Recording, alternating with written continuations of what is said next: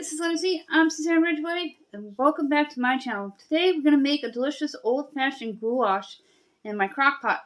Day 3 of using my crock-pot this week. I try to use my crock-pot 3 to 4 times a week. It frees my hands up so I can do other things throughout the day. I'm a very busy mama too, and a wife, and I like to keep my hands free as much as I can with our dinner and with our meal plan. And I utilize the crock pot and the air fryer to get dinner done so it's on the table before we get cooking. And I'll show you everything that you need to know on how to make this. Go ahead and smash on that subscribe board, tap on that bell, and give this video a big thumbs up.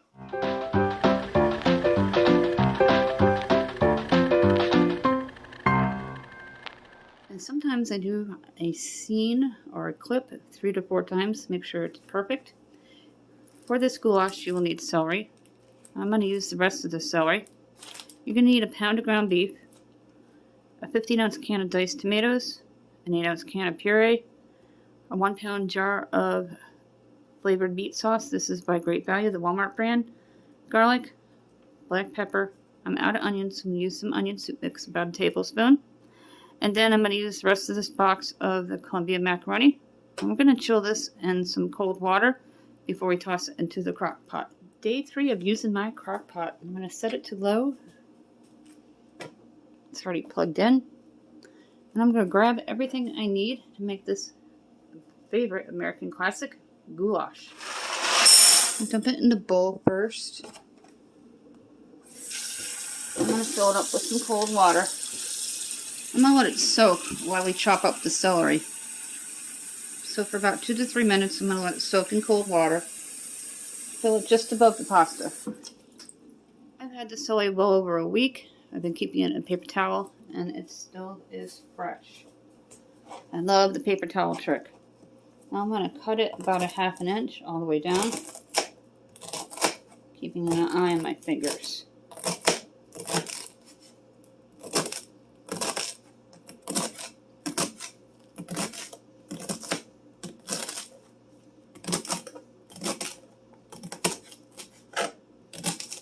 Using a sharp knife, you can cut 3 to 4 celery stalks at the same time.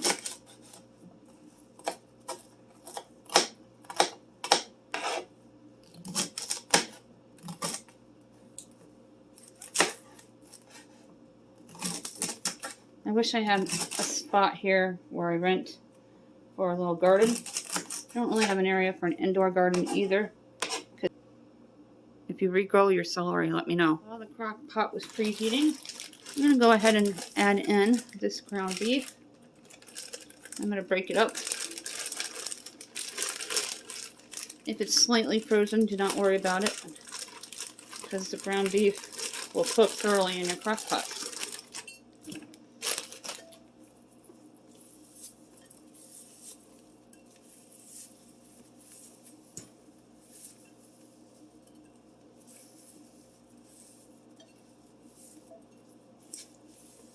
This is the 3rd day this week I've been using my crock pot. Tomorrow's a heat and eat night. That can mean anything from a ham steak to a TV dinner. A break from cooking. And Friday we usually do takeout or pizza. And Saturday we have a big dinner, and Sunday we have a big dinner. I have an eye round in my freezer. I'm going to take that out tomorrow or Friday for it to be ready for Saturday. Let that heat up a little bit, and then we're going to dump in the celery. Go ahead and dump in the celery, and I'll start adding in the sauce.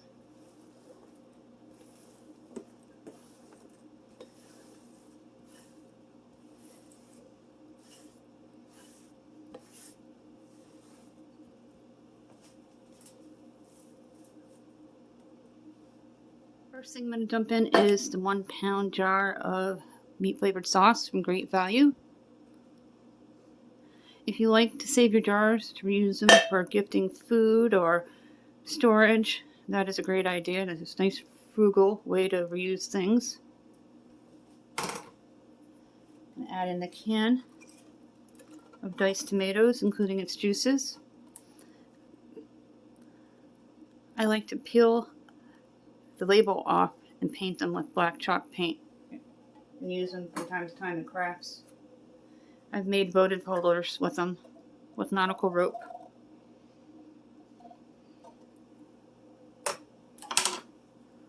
This is my onion soup mix. I'm going to put in about a tablespoon, and no, it will not make it salty.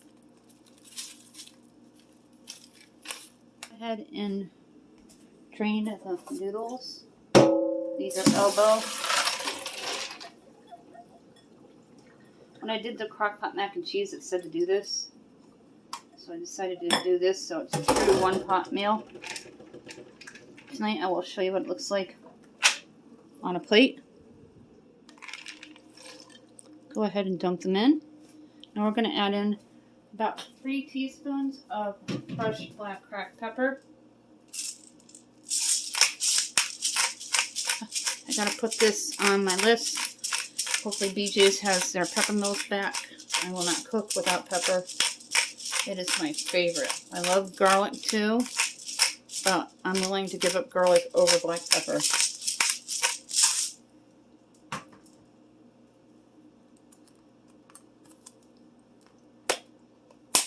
Every time I get the wrong side. And about 3 teaspoons. I hold on to the bottle so you can control how fast it spills out.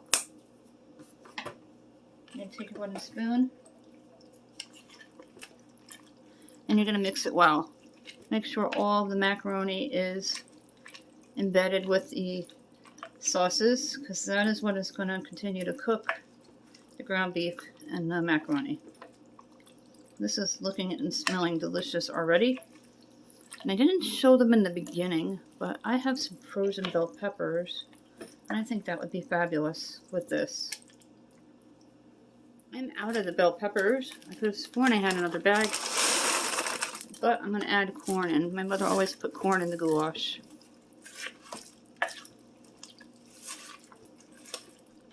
You have the celery and corn.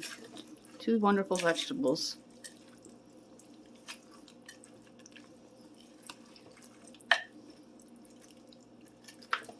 This is going to simmer on low for about 6 to 8 hours. And you can thermometer it to make sure the beef is cooked thoroughly before you serve it.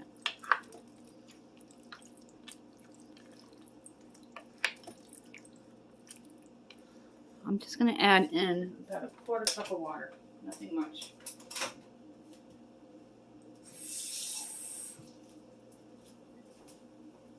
I'm going to fold in the water. I heard someone use fold in with Cool Whip on TikTok.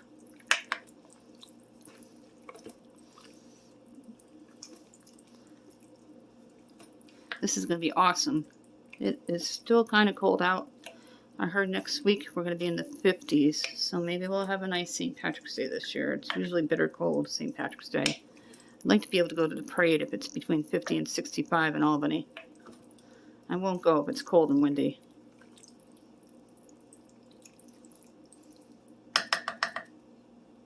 Finally, I'm going to add in about a tablespoon of Parmesan cheese for extra flavor. Plus, this will continue to thicken and be a wonderful goulash.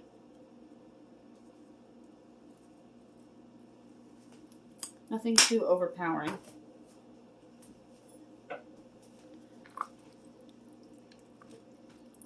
I'll list everything that you need to know in the description box.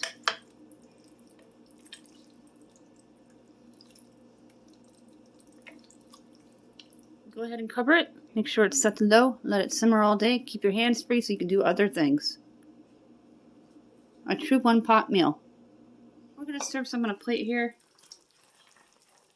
I had this on keep warm, and somebody switched it to high for some reason. This old-fashioned goulash is going to feed a ton of people, 4 people easily with lots of leftovers. Here's what it looks like on the plate.